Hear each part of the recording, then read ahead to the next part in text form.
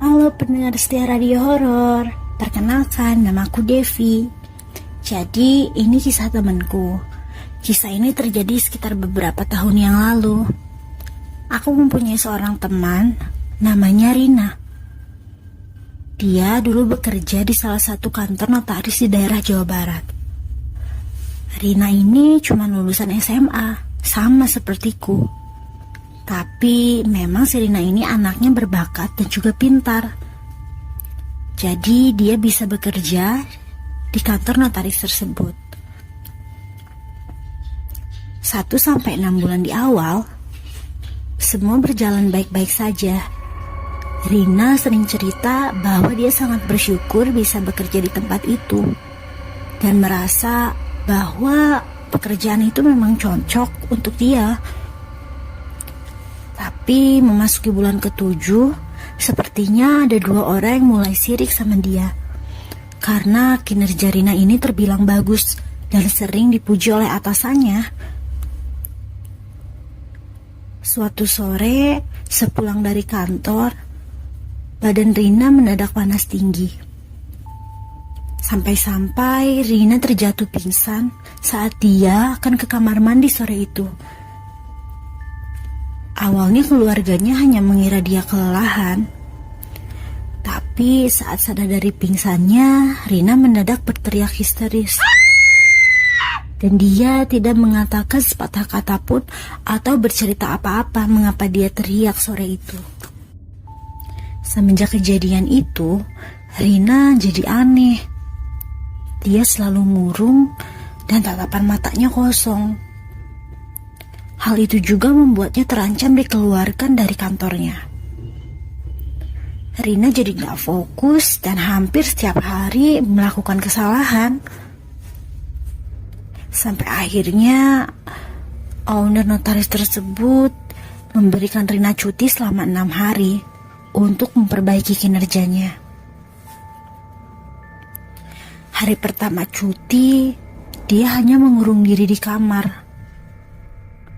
Sore itu, aku, pacarnya, serta beberapa teman yang lain sempat menjenguknya. Tapi hari itu Rina mengusir kami. Sampai ibunya pun bingung ada masalah apa. Tapi memang gak ada masalah apa-apa. Ibunya mengira mungkin Rina ada masalah dengan pacarnya. Makanya akhir-akhir ini seperti sedih atau tidak mau bergabung dengan anggota keluarga yang lain. Setelah kita jelaskan kalau gak ada masalah apa-apa, ibunya pun mulai cerita. Semenjak dia pingsan 6 bulan lalu, setiap hari setelah Rina melakukan salat maghrib, beberapa menit kemudian Rina selalu berteriak dan bilang kalau badannya panas. Dan sebelum melangsungkan sholat subuh, dia selalu berteriak minta tolong. Masih belum jelas alasannya apa, karena Rina selalu enggan untuk menceritakan apa sebenarnya kejadian yang dia alamin. Hingga yang terparah tadi subuh, Rina berteriak-teriak minta tolong, tapi masih dalam keadaan tertidur. Saat keluarga datang ke kamar Rina, mendadak tubuh Rina melayang dan menggantung di langit-langit kamar. Semua anggota keluarga berusaha menarik tubuh Rina, tapi tak ada seorang pun yang bisa. Hingga azan subuh berkumandang, tiba-tiba tubuh Rina jatuh dengan sendirinya. Ibunya Rina bingung dan dia tidak tahu harus melakukan apa. Aku dan yang lain sangat syok mendengar itu semua. Karena sudah terlalu malam, akhirnya hari itu kami memutuskan untuk pulang dan kembali keesokan harinya. Di sepanjang perjalanan pulang, kami terus-terusan bertanya apa sebenarnya yang terjadi pada Rina. Keesokan harinya, pacar Rina yang bernama Dodi mengajak kami berkumpul di rumahnya. Saat kami semua sudah berkumpul, Dodi memperkenalkan kami pada seorang kiai dari salah satu desa di Jawa Barat. Namanya Ki Agung. Dan Dodi sudah menceritakan semua kejadian yang dialami oleh Rina pada Ki Agung. Ki Agung tersebut meminta untuk segera kami antarkan ke rumah Rina. Kami pun berangkat ke rumah Rina sekitar pukul 3 sore itu. Setibanya di sana, kami menjelaskan maksud dan tujuan kami kepada keluarga Rina. Dan alhamdulillah mereka pun menyetujui saran dari kami karena mereka sudah bingung harus melakukan apa.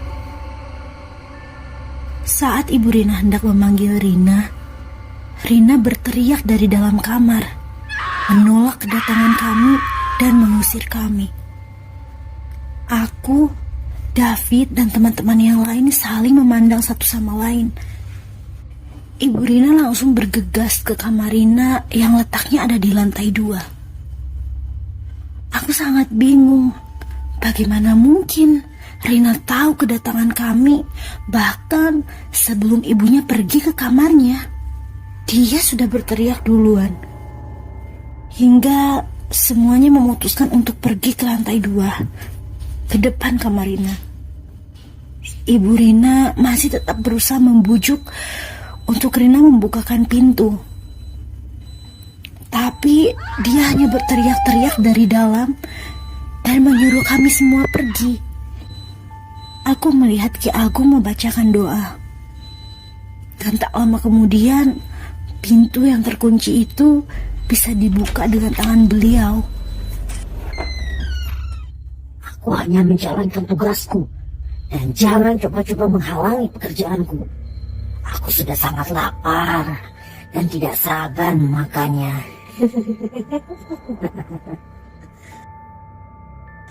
Jangan ganggu anakku. Umurnya masih panjang, dan mintalah makanan pada yang mengirimu. Pergi kalian! Pergi! Semua orang mendadak pucat. Seluruh tubuhku gemetar, dan aku tidak menyangka bahwa suara yang keluar dari mulut Rina persis dengan suara seorang nenek-nenek yang sudah tua. Ditambah lagi badan Rina melayang di langit-langit dinding kamar. Bola matanya hitam pekat, bibirnya menghitam gosong, dan ada luka cakaran di pipi hingga leher yang cukup dalam, sampai membuat darah Rina menetes ke lantai.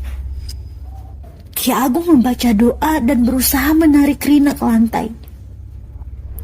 Ibu Rina menangis.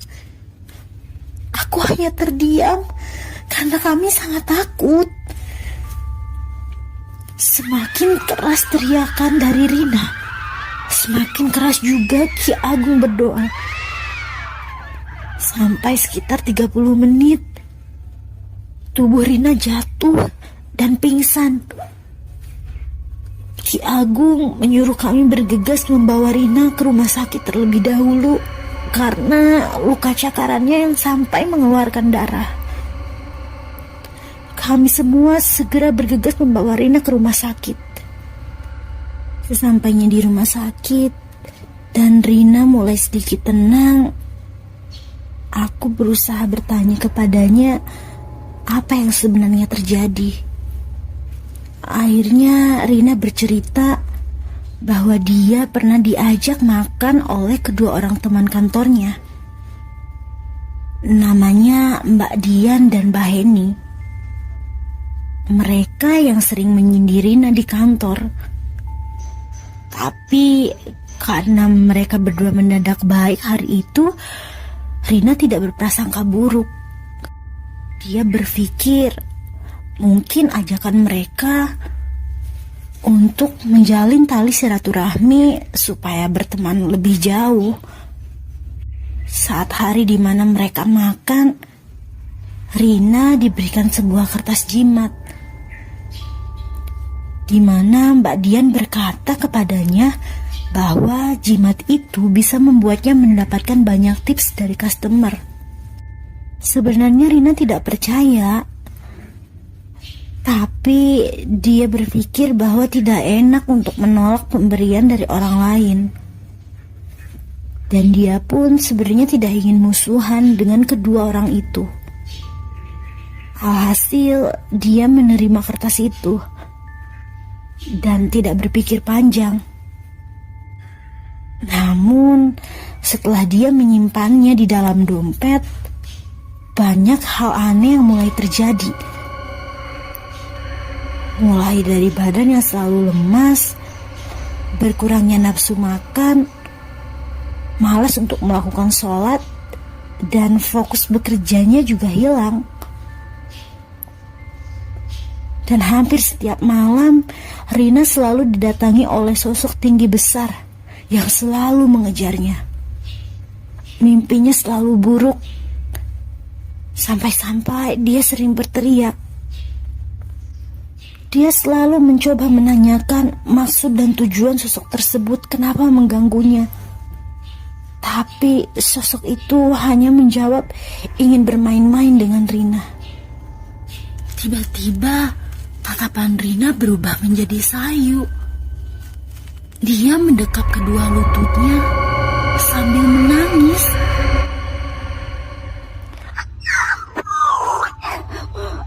Ampun, aku tidak lagi mengganggunya.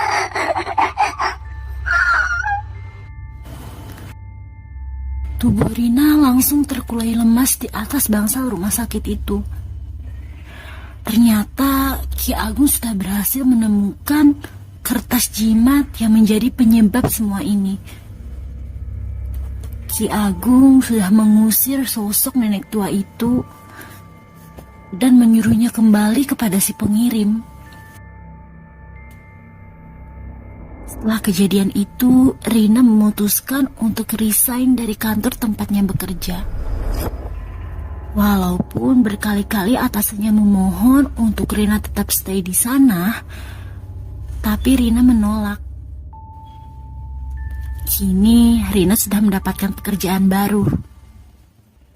Dan kejadian seperti itu sudah tidak pernah terulang lagi.